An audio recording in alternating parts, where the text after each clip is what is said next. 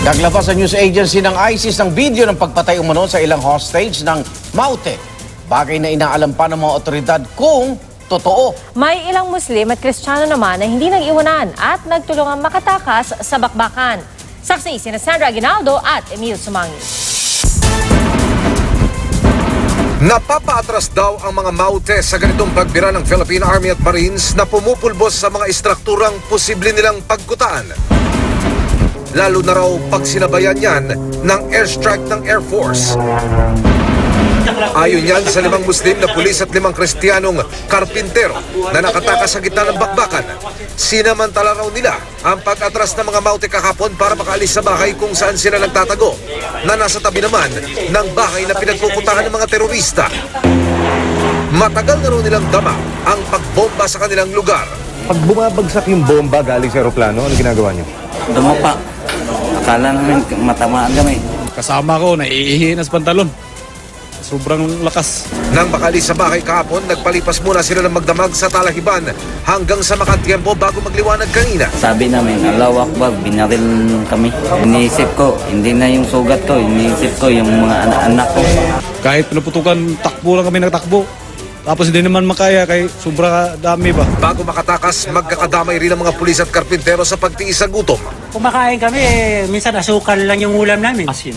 Minsan wala. 3-5 days. Pero awan nandiyan sa kasurvive pa rin. Hindi sila nag-iwanan kahit magkakaiba ang relihiyon. Kailangan namin makasurvive para sa kanila eh. Kasi pwede naman kaming lumabas. Kunwari ko kasi mga Muslim kami, pwede naman kami gawin. Pero naisip ko pag itong iniwanan, sila hindi mo na magtita na ba yan. Alam ko papatay sila. Kaya 3 pang sibilyan ang nailigtas sa conflict zone pero iimbestigahan pa rin para matiyak na walang kaugnayan sa Maute. Maging ang 5 Kristiyanong ito na nitong linggo lang nakatakas sa bakbakan, tinulungan daw ng employer nilang Muslim na siya gayong hawak ng mga Maute. Hindi niya kami iniwan. Gusto mo siya makita ulit? Ay, siyempre. Kasi siyang nagsagip sa buhay namin eh. Nagpapagaling na sila sa infirmary ng Kapitolyo matapos ang pagtawid sa Romaragasang Agus River para makalapit sa puwersa ng gobyerno. Pag nasa tubig ka, may chance ka pa na mabuhay. Pag doon, nagpaiwan ka, siguradong patay ka rin. Isa nilang kasama ang tinangay raw ng Agos, habang 5 iba pa ang tinamaan ng bala ng sniper na hindi nila matiyak kung Maute o sa sundalo. Nasa magkabilang gilid kasi ng ilog ang magkalaban. Yung 5, sigurado ako na matay, sinatamaan sila. Nakita ko natamaan. Tinulungan pa yung kapatid ko yung isa, dinala namin sa kilid-kilid. Sabi niya, masakit na raw yung ulo niya. Na, yung dito yung sugat niya, hanggang dito. Tinatayang nasa 300 hanggang 500 pa raw ang mga sibilyang nagtatago sa mga bahay o kaya'y hawak ng Maute.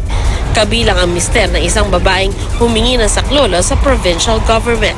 Hindi pa rin po ba nakapasok yan, sir? Kasi sabi ng asawa ko nung last June 1, sabi ko lumabas na lang kayo. Kung hindi, lumangoy kayo sa lake. Sabi niya sa akin nun, lalangoy na lang ako sa lake. Kung kaya mo, langoyin mo. Sabi niya, makikita ko pa kasi yung down ng sniper. Yun ang problema eh.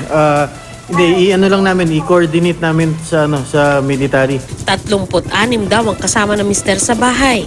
May kasama rin silang 4 na taong gulang pero tila hindi na kinakaya ang hirap. Yung bata, hinihimatay na daw. Tinutulungan daw nilang ma-revive yung bata. Ang iba namang sibilyan na naiwan, bihag daw ng Maute. May inilabas ding video ng pagpatay ang ISIS News Agency na amak na sa Marawi umano pero wala pang kumpirmasyon ang mga otoridad at hindi na namin ipapakita. May audio message din na nakuha ang Reuters News Agency mula sa pinaniniwalaang tagapagsalita ng ISIS na naglista sa Pilipinas bilang isa sa mga dapat daw atakihin ngayong Ramadan. Pagtitiyak ng militar, walang reinforcement na makakarating sa Marawi para tulungan ang 400 pang Maute sa lungsod. Mula rito sa Marawi, ako si Sandra Aguinaldo. At ako, si Emil Sumangil. Kami ang inyong saksi.